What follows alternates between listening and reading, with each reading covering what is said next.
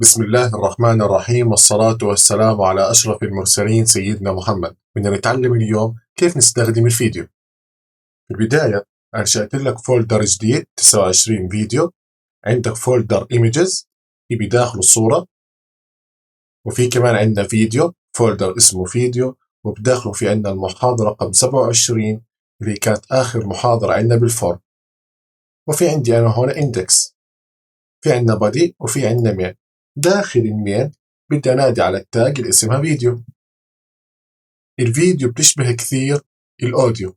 السورس بدي أحكي له أول إشي دوت فيديو، بدي ال HTML 27 بارت 7. أكيد متذكر في المحاضرة السابقة لازم أنادي على شغلة اسمها كنترول عشان يظهر عندي التحكم الخاص بالفيديو. سيف وتعال نعمل رن جو لايف، وهي ظهر عندنا الفيديو لكن حجمه شوي كبير. وتعال نظبط الحجم مع بعض. أول إشي في عندنا اتريبيوت اسمها width، بدي أحكي له مثلا 100 من 100 يعني ياخذ عرض الشاشة كامل. الهايت بدي أحكي له مثلا 400. سيف، تعال نشوف النتيجة. هيك صار أحسن صح؟ العرض 100% والهايت 400. نجرب. هاي الفيديو اشتغل. بسم الله الرحمن الرحيم، والصلاة والسلام على أشرف المرسلين. أتوقع الفكرة صارت واضحة. بقدر أسوي تحكم كامل باستخدام الكنترول. إيش الخصائص اللي عندنا إياها؟ في عندنا اللوب، بالضبط نفس فكرة الأوديو، لما الفيديو يوصل للنهاية يرجع يشتغل لحاله. طلع كيف؟ هيبدأ شغله ويعطيكم العافية. هي رجع اشتغل لحاله بس. وفي عندنا كمان شغلة اسمها أوتو بلاي. سيف، تعال نعمل ريستارت.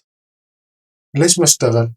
بالضبط نفس فكرة الأوديو. الجوجل كروم ما بيسمح لك تعمل أوتو بلاي كان أوديو أو كان فيديو، لكن على سفاري وعلى إيدج راح يشتغلوا بدون مشاكل.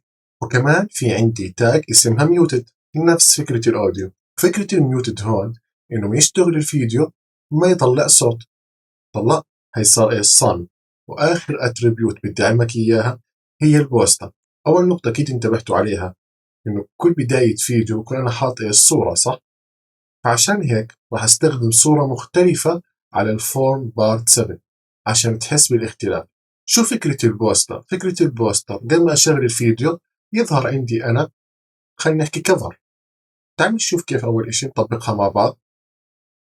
هي عندي بوستر، بدي أحكي له دوت روح على الإيمج، في عندك فاينل سيف، وتعال نشوف النتيجة.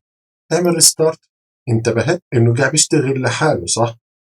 كيف صار يشتغل لحاله؟ مش قلنا الأوتو بلاي ما بيشتغل؟ في بعض الخصائص لما تنجمع مع بعض بيشتغل تلقائيا أوتو بلاي. كيف؟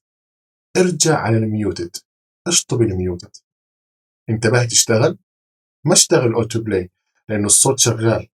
يعني الجوجل كروم بحكي لك أنا ما بدي أزعج المستخدم، عشان أعمل لك أوتو بلاي لازم تعمل ميوتد. وقبل ما أسوي فكرة الميوتد انتبهت على فكرة البوستر. هي صارت واضحة عندك، معناته هي الكفر قبل ما أنا أسوي عملية إيش تشغيل. أروح أطبق فكرة الميوتد. ميوتد سيف، نعمل ريستارت وهيشتغل لحاله. نحكي هسه على آخر موضوع عندي إياه وهو السورس. حتقول لي السورس نفس اللي علمتني إياه في الأوديو. بحكي لك صح نفسه. إيش فكرة السورس؟ ممكن أنت يكون في عندك نفس الفيديو أكثر من صيغة، لكن كل المتصفحات بتدعم MP4.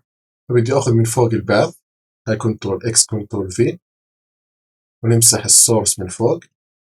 ممكن نضيف كمان هون السورس. ممكن تحكي إنه هذا الفيديو نوعه موف، يعني في عندك نفس الفيديو لكن أكثر من صيغة. شو الهدف من السورس مرة ثانية؟ الفكرة إذا كان البراوزر ما بيدعم MP4 راح يشغل معي إيش؟ الموف. لكن برجع أكد إنه كل البراوزر بيدعم MP4. أتمنى تكون الفكرة صارت واضحة. هي بدي أسيف وراح يشتغل معي MP4 بدون أي مشاكل. أتمنى كانت أفكارنا واضحة وسهلة، ونشوفكم إن شاء الله في المحاضرة القادمة، ويعطيكم العافية.